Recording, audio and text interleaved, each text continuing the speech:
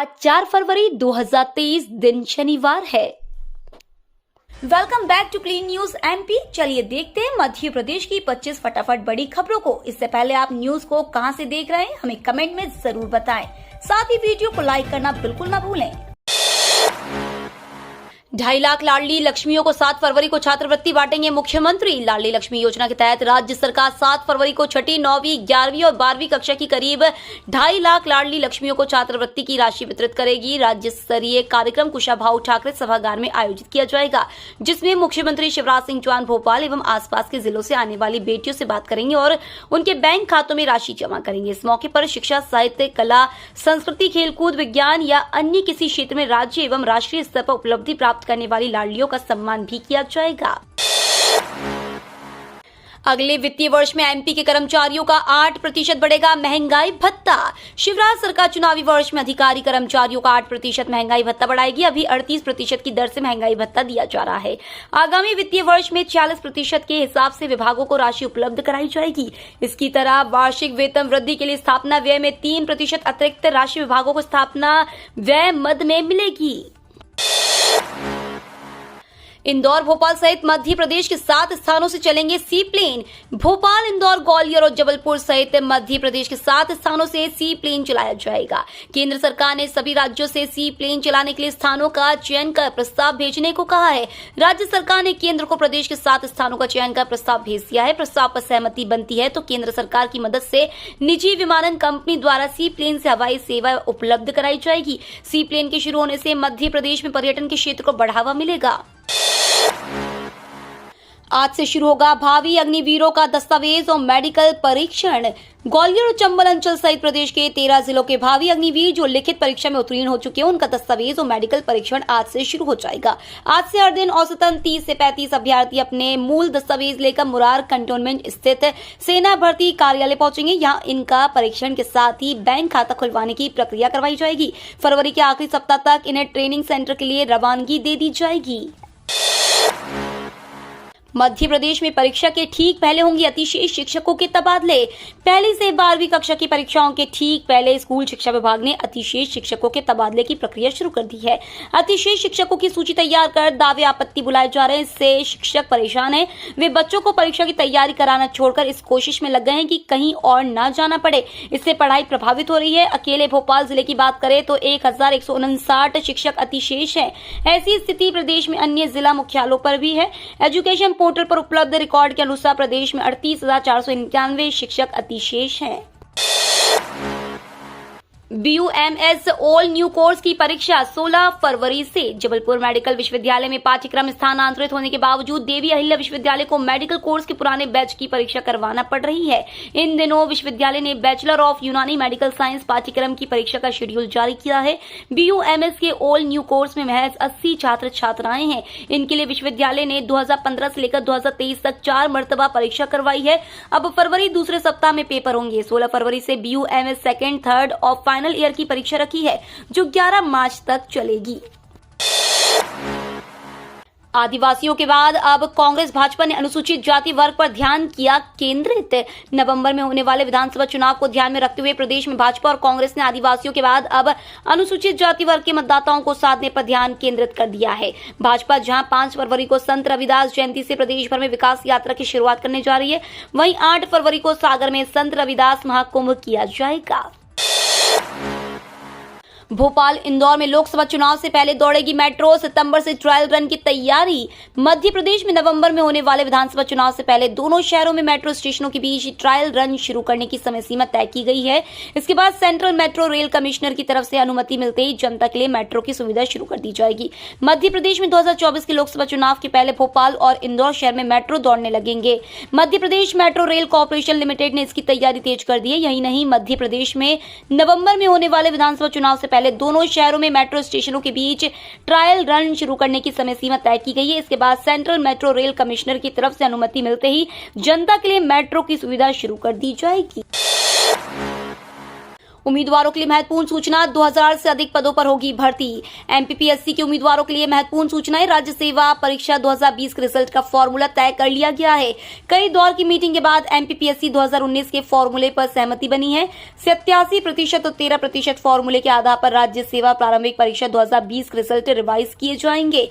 इसके साथ ही क्वालिफाई किए गए छात्रों के लिए फिर से परीक्षा का आयोजन किया जाएगा। इसके लिए राज्य सेवा परीक्षा के 235 पद सहित 111 राज्य वन सेवा के पदों पर भर्ती आयोजित की जाएगी, जिसके लिए कुल 346 सीटों पर परीक्षा का आयोजन किया जाना है। साथ ही एमपीपीएससी द्वारा पैथोलॉजी स्पेशलिस्ट भर्ती परीक्षा के लिए इंटरव्यू की तारीख तय कर दी गई है। शिवराज सरकार की बड़ी तैयारी, इन जिलों के हितग्राहियों को मिलेगा लाभ। मध्य प्रदेश वासियों के लिए अच्छी खबर है। 5 फरवरी संत रविदास जयंती को लेकर शिवराज सरकार की बड़ी तैयारी है। इस दिन सीएम शिवराज सिंह चौहान भिंड से विकास यात्रा का शुभारंभ करेंगे। वहीं मुख्यमंत्री जनसेवा अभियान के स्वीकृति पत्र और हितलाभ का भी वितरण किया जाएगा। इससे भिंड, मुरैना और शिवपुर के पात्र हितग्राही लाभान्वित होंगे। इसी कड़ी में आज सीएम शिवराज ने मुख्यमंत्री जनसेवा अभियान में संभाग स्तरीय स्वीकृति पत्र एवं हितलाभ वितरण और विकास यात्रा के शुभारंभ के लिए 5 फरवरी संत रविदास जयंती पर भिंड में होने वाले कार्यक्रम की तैयारियों की समीक्षा की। सीएम शिवराज सिंह चौहान ने कहा कि मुख्यमंत्री जन सेवा अभियान प्रदेश में सुशासन के विस्तार की दिशा में एक प्रभावी कदम है। विभिन्न जन कल्याणकारी योजनाओं और कार्यक्रमों से पात्र हितग्राहियों को जोड़ने से जरूरतमंद लोगों का जीवन बेहतर होगा और शासन की कल्याणकारी मंशा का विस्तार भी होगा। सीएम राइज स्कूलों में नर्सरी नहीं KG1 से मिलेगा बच्चों को प्रवेश। बच्चों को गुणवत्तापूर्ण शिक्षा देने के उद्देश्य से प्रदेश में शुरू किए जा रहे सीएम राइज स्कूलों में प्रवेश प्रक्रिया शुरू कर दी गई है। इन स्कूलों में प्रवेश के लिए आवेदन 15 फरवरी तक होंगे। जिन स्कूलों में उपलब्ध सीटों से अधिक आवेदन आएंगे वहां 16 फरवरी को लॉटरी निकालकर प्रवेश दिया जाएगा। यह लॉटरी दोपहर 2 बजे अभिभावकों के सामने निकाली जाएगी। प्रवेश और प्रतीक्षा सूची स्कूल के सूचना पटल पर चस्पा की जाएगी। इन स्कूलों में नर्सरी में प्रवेश नहीं होंगे, बल्कि KG1 में 4 वर्ष और KG2 में 5 वर्ष के बच्चों को प्रवेश दिया जाएगा। राशन कार्ड धारकों के लिए राहत भरी खबर, मिलेगा मुफ्त राशन। सरकार द्वारा राशन योजना को दिसंबर 2023 तक जारी रखने की घोषणा की गई है। बजट में इस घोषणा के साथ ही राशन कार्ड धारकों के लिए कई योजनाओं को लॉन्च किया जा रहा है, जो उनके लिए कल्याणकारी है। गरीब और जरूरतमंद लोगों को लाभ पहुंचाने की सरकार ने तैयारियां कर रही है। अब राशन कार्ड धारकों को बड़ा लाभ दिया गया है। सरकार की मुफ्त राशन योजना साल 2023 में भी जारी रहेगी। ऐसे में परिवार के प्रति व्यक्ति के हिसाब से उन्हें राशन सस्ते भाव में भी उपलब्ध कराए जाएंगे। कर्मचारियों के लिए अच्छी खबर, मंत्री की बड़ी घोषणा, होंगे नियमित मानदेय में वृद्धि, बढ़कर होंगे 13,000 रुपए। कर्मचारियों के लिए अच्छी खबर है। दरअसल आगामी अप्रैल महीने से उन्हें बड़ा तोहफा मिलने वाला है। एक तरफ जहां कई कर्मचारी नियमित होंगे, वहीं कुछ कर्मचारियों के मानदेय में वृद्धि की घोषणा की गई है। इतना ही नहीं, अन्य कर्मचारियों का बीमा कराने की भी तैयारी की जा रही है। दरअसल मध्य प्रदेश के वन मंत्री कुंवर विजय शाह ने कहा कि प्राथमिक वनोपज समिति प्रबंधक को आगामी अप्रैल महीने से मौजूदा मासिक मानदेय में 3,000 रुपए की वृद्धि की जाएगी। वहीं उनके मानदेय को 10,000 रुपए से बढ़ाकर 13,000 रुपए किया जाएगा। Madhya Pradesh middle school TET के आवेदन शुरू। Madhya Pradesh professional examination board ने Madhya Pradesh middle school teacher eligibility test 2023 का नोटिफिकेशन जारी कर दिया है। एमपी में शिक्षक भर्ती की तैयारी कर रहे योग्य उम्मीदवार एमपी टीटी का ऑनलाइन एप्लीकेशन फॉर्म भर सकते हैं। MP middle school TET 2023 exam अप्रैल में आयोजित किया जाएगा। MP PB MP MS TET 2023 के ऑनलाइन आवेदन शुरू हो चुके हैं। योग्य और इच्छुक उम्मीदवार बोर्ड की आधिकारिक वेबसाइट pb.mponline.gov.in पर जाकर 13 फरवरी तक आवेदन कर सकते हैं। छात्रों के लिए जरूरी खबर, सेशन 2 के लिए जल्द होंगे रजिस्ट्रेशन, इन दिन जारी होंगे रिजल्ट। जेईई मेंस के पहले सेशन की परीक्षाएं खत्म हो चुकी है। इसी के साथ उम्मीदवारों को रिजल्ट की चिंता भी सताने लगी है।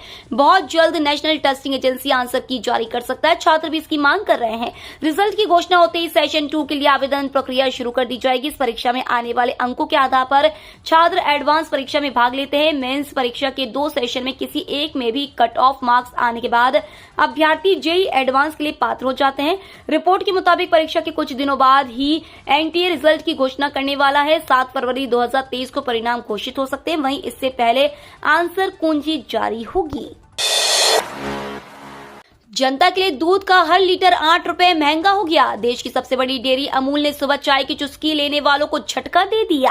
अमूल ने दूध की कीमतों में 3 रुपए लीटर तक की बढ़ोतरी कर दी है। कंपनी का कहना है कि चारा महंगा हो गया है, इसलिए दूध के दाम बढ़ाने पड़ रहे हैं। इससे पहले अमूल गोल्ड 1 लीटर 63 रुपए में मिलता था, जो अब बढ़कर 66 रुपए का हो गया है। अब अमूल ताजा आधा लीटर दूध 27 रुपए का मिलेगा, जबकि इसके 1 लीटर पैकेट के लिए 54 रुपए चुकाने होंगे।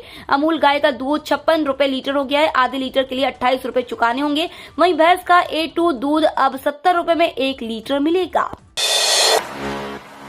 उमा भारती के मकसद पर पानी फेर सकता है ये आंकड़ा। मध्य प्रदेश में सरकार और एनजीओ कई जागरूकता कार्यक्रम चलाकर शराब सेवन के अनेक नुकसान गिनाए जाते रहे हैं, लेकिन हकीकत यह है कि राज्य में सूरा प्रेमियों की संख्या में लगातार इजाफा हो रहा है। एमपी में शराब पीने वालों की संख्या 50% तक बढ़ गई है। एक साल के आंकड़ों पर गौर करें तो इंदौर, जबलपुर और ग्वालियर में बियर पीने के शौकीन ज्यादा है, जबकि भोपाल में अंग्रेजी शराब का सेवन ज्यादा हो रहा है। वहीं भोपाल छोड़ तीनों ही महानगरों में 94% लोगों ने बियर को ज्यादा पसंद किया है। मध्य प्रदेश की सरकार को शराब से गजब की आमदनी मिल रही है। प्रदेश में देशी और विदेशी शराब की बिक्री में तेजी से इजाफा हो रहा है। बीते एक साल में ही मध्य प्रदेश की सरकार को 860 करोड़ रुपए की कमाई बढ़ गई है। अंचल के सभी जिलों के सैंपल की जांच भी शहर में शुरू। ग्वालियर की रीजनल फॉरेंसिक साइंस लेबोरेटरी में शुरू हुई डीएनए यूनिट में अब ग्वालियर और चंबल अंचल के सभी जिलों के सैंपल जांचे जाएंगे। अभी तक सिर्फ ग्वालियर जिले के डीएनए सैंपल की यहां जांच हो रही थी। बुधवार से ग्वालियर और चंबल अंचल के सभी जिलों के सैंपल यहां आना शुरू हो गए। ग्वालियर में जब डीएनए लैब नहीं थी, तब अंचल के सभी जिलों के सैंपल जांच के लिए भोपाल, सागर और इंदौर भेजे जा रहे थे। उधर ग्वालियर के जो सैंपल जांच के लिए डीएनए यूनिट में लगाए गए थे, उनकी रिपोर्ट 1-2 दिन में पुलिस को मिल जाएगी। मध्य प्रदेश में सिनेमा एक्ट के उल्लंघन पर लगेगा 50,000 अर्थदंड। अब सिनेमा नियमों के उल्लंघन पर 50,000 रुपए अर्थदंड लगेगा एवं निरंतर उल्लंघन करने पर हर रोज 5,000 रुपए जुर्माना लगाया जाएगा। पहले यह अर्थदंड 1,000 रुपए था और प्रतिदिन का जुर्माना 100 रुपए था। राज्य सरकार ने अपने 71 वर्ष पुराने नियम में बदलाव किया है। सिनेमा की निगरानी का कार्य नगरीय विकास एवं आवास विभाग के पास आने से प्रदेश के निकायों के अधिकार में वृद्धि हो गई है। विकास यात्रा में पहले आयुष मेलों का होगा आयोजन। इंदौर जिले की सभी विधानसभा में विकास यात्रा निकाली जाएगी। यात्रा में शासन की योजनाओं का लाभ हितग्राहियों को दिया जाएगा।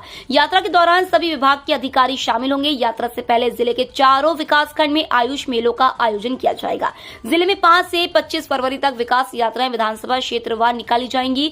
जिले के 4 विकासखंडों में पहले दिन 5 फरवरी को आयुष मेलों का आयोजन भी किया जाएगा।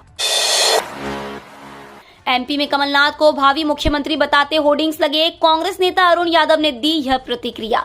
प्रदेश कांग्रेस अध्यक्ष कमलनाथ को भावी मुख्यमंत्री बताए जाने वाले होर्डिंग्स प्रदेश के जगह जगह लगे हैं। प्रदेश कांग्रेस भी उन्हें हर कार्यक्रम में भावी मुख्यमंत्री के तौर पर प्रचारित कर रही है, लेकिन पूर्व प्रदेश कांग्रेस अध्यक्ष अरुण यादव ने शुक्रवार को भोपाल में कहा कि पार्टी में पहले से कोई घोषणा नहीं होती है।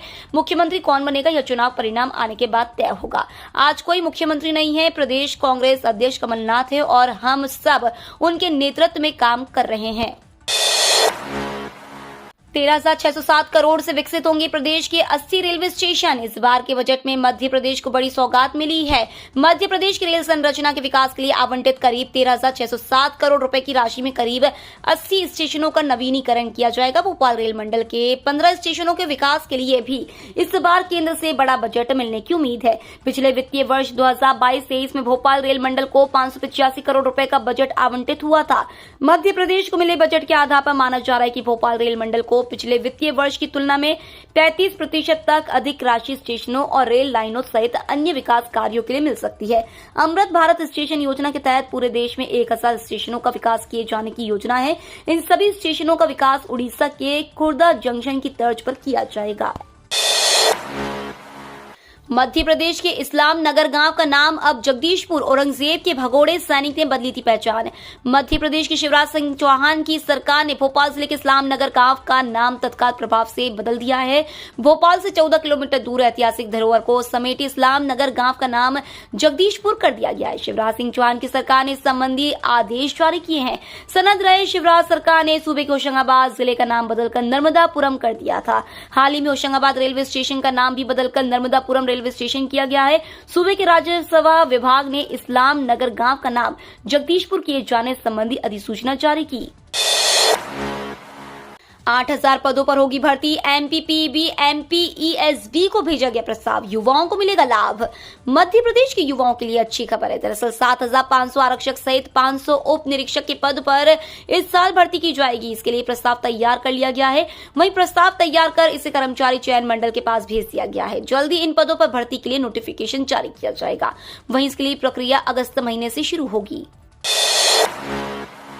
ठंड बढ़ने से शीतलहर का अलर्ट, कोल्ड डे का अलर्ट जारी। मध्य प्रदेश में बारिश रुकने के बाद अब धीरे धीरे बादल छटने लगे हैं। ज्यादातर इलाकों में अच्छी धूप खिल गई है, लेकिन इसी के साथ ठंड बढ़ने से शीतलहर का अलर्ट, कोल्ड डे का अलर्ट जारी किया गया है। वहीं छत्तीसगढ़ में भी एक बार फिर ठंड की वापसी हो गई है। अधिकतर जिलों में न्यूनतम तापमान गिरने लगा है। मौसम विभाग की माने तो अगले 1-2 दिन में ठंड और बढ़ सकती है।